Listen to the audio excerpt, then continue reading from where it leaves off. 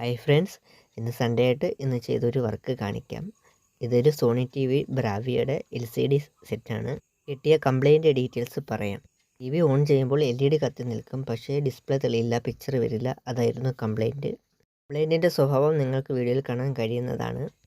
കൊടുക്കുമ്പോൾ റിലേ അടിച്ച് inverter section ഓണായാലും മാത്രമേ നമുക്ക് പിക്ചർ തെളിയുകയുള്ളൂ. സർവീസ് ചെയ്യാൻ നോക്കാം. അതിനു മുന്നേ സെറ്റിൻ്റെ മറ്റൊരു കാര്യം കൂടെ പറയാം. ഇത് 16 കിലോ വെയിറ്റ് ഉള്ളൊരു LCD TV ആണ്.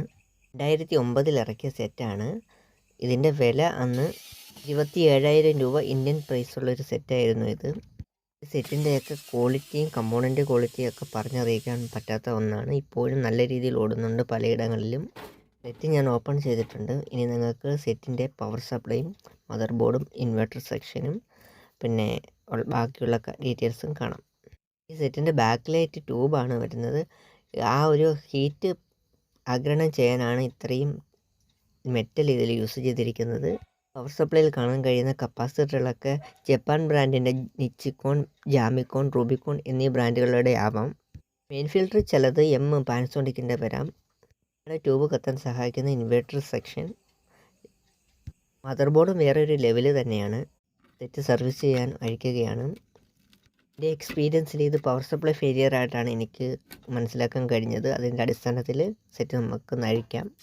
സോണി എന്ന ബ്രാൻഡ് അന്നും ഇന്നും രാജ്യക്കും ആ ഒരു രീതിയിൽ പേര് നിലനിർത്തുന്ന ഒരു മോഡലാണ്. അതിൻ്റെ ക്വാളിറ്റി, അതിൻ്റെ റേറ്റ് ഒക്കെ ആഴ്ചയിൽ തന്നെ എനിക്ക് കംപ്ലൈൻറ്റ് മനസ്സിലാക്കാൻ കഴിഞ്ഞിട്ടുണ്ട്. ഇത് ഉപയോഗിക്കാതെ വെച്ചിരുന്ന സെറ്റാണ്.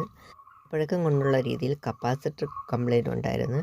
കൂടാതെ നല്ല ഡ്രൈയും ഉണ്ടായിരുന്നു. പവർ സപ്ലൈയിലുണ്ടായിരുന്ന ആ 2 ഫാൾട്ട് ക്ലിയർ ചെയ്തിട്ടുണ്ട്. ഒരു പാനസോണിക്കിൻ്റെ ബോർഡിൽ നിന്ന് MF നോക്കി കപ്പാസിറ്റർ ചേഞ്ച് ചെയ്തിട്ടുണ്ട്. ഇനി നമുക്ക് റീഫിറ്റ് ചെയ്ത് നോക്കണം കംപ്ലൈൻറ്റ് റെഡിയായോ എന്നുള്ളത് നമുക്ക് നോക്കാം. ശരിക്കും ഇങ്ങനെയുള്ള സെറ്റുകളൊക്കെ ഡിസ്പ്ലേ ഓക്കെ ആണെങ്കിൽ ഒരു ഫയർ സ്റ്റിക്ക് ആമസോണിൻ്റെ വാങ്ങി നമുക്കിത് റീയൂസ് ചെയ്യാം. നെറ്റ് കണക്ട് ചെയ്ത് നമുക്ക് സ്മാർട്ടായിട്ട് ഉപയോഗിക്കാൻ കഴിയുന്നതാണ്. ശരിക്കും ഇത് വീഡിയോ പ്രോഡക്റ്റ് ആയതുകൊണ്ട് അല്ലെങ്കിൽ വിൻറ്റേജ് എന്ന് വേണമെങ്കിൽ നമുക്ക് പറയാം. ഇതിൻ്റെ ഇപ്പോഴത്തെ കണ്ടീഷൻ നമുക്കൊന്ന് നോക്കാം. പിക്ചർ വരുന്നുണ്ടോ എന്നുള്ളത് നമുക്ക് വീഡിയോയിൽ കാണാം. 1 സെക്കൻഡ് ഡിലേ വരും. ഡിലേ അടിച്ചതിന് ശേഷം മാത്രമേ ഇൻവെർട്ടർ സെക്ഷൻ ഓണായി പിക്ചർ വരികയുള്ളൂ. കിട്ടിയ കംപ്ലൈൻറ്റ് ഓക്കെ ആയിട്ടുണ്ട്. അതുമാത്രം നോക്കിയാൽ പോരാ, സെറ്റ് നല്ല രീതിയിൽ ഓടിച്ച് വർക്കിംഗ് കണ്ടീഷൻ ആണോ എന്ന് കൺഫേം ചെയ്തതിന് ശേഷമാണ് നമ്മൾ തിരികെ കൊടുക്കാറ്. ഫുള്ള് ഫിറ്റ് ചെയ്തിട്ടില്ല, ബാക്കി ഒക്കെ ഇനി മുറുക്കി വേണം അടയ്ക്കാൻ. ഈ മോഡൽ HD TV ആണ്, ഫുൾ HD അല്ല. മോഡലൊക്കെ ഇറങ്ങിയ സമയത്ത് ഈ റെസൊല്യൂഷൻ മതിയായിരുന്നു. ഇന്നത്തെ കാലത്ത് അനലോഗും പിന്നെ അതുപോലെ ഡിജിറ്റൽ കേബിൾ സ്രോതസ്സൊക്കെ ആയിരുന്നു ഉണ്ടായിരുന്നത്. അതുമാത്രമല്ല ഈ മോഡലിൽ കൂടുതലായിട്ടുള്ള സ്പെസിഫിക്കേഷൻസ് ഉൾപ്പെടുത്തിയിട്ടുണ്ട്. ഏതൊക്കെയാണെന്നുള്ളത് ബാക്കിലെ കണക്ഷൻസ് നോക്കുമ്പോൾ നമുക്ക് മനസ്സിലാക്കാൻ കഴിയുന്നതാണ്. സർവീസ് കഴിഞ്ഞ് ഇനി നമുക്ക് മറ്റൊരു കംപ്ലൈൻറ്റുമായിട്ട് വരാം. ബൈ.